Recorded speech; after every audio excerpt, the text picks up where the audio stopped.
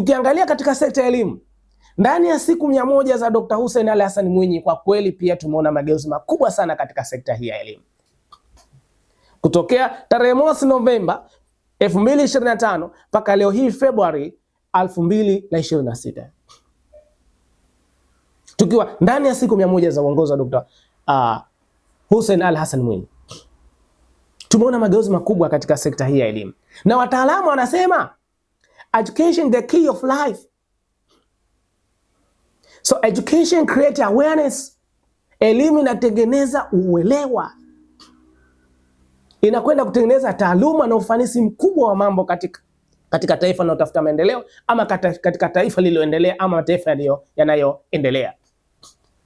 Viongozi wetu wameliona hili, Dr. Hussein Ali Hassan Mwinyi ameliona hili, na ndani ya siku 100 tumeona wananchi wa mkoa wa Kusini Unguja, eneo la Makunduchi, wilaya Kusini, leo hii wamejengewa skuli ya ghorofa yenye ubora wa hali ya juu kweli kweli,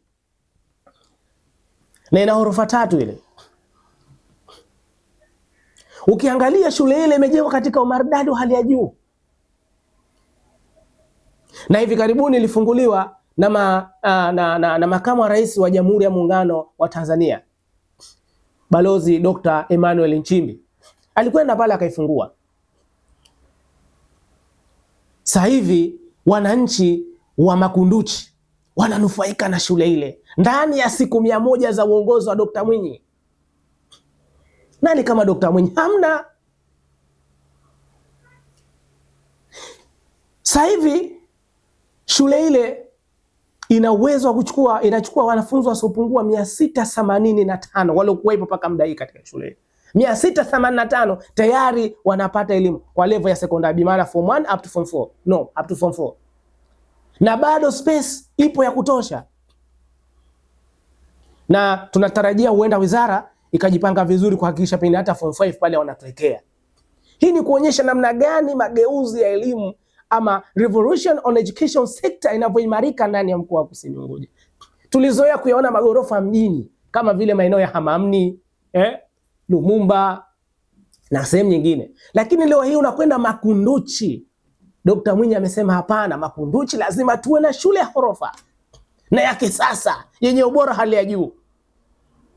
Na kwenda ubora hali ya juu kwa sababu wanafunzi hawapati shida. Wanafunzi wa science pale tayari wana lebo iko vizuri.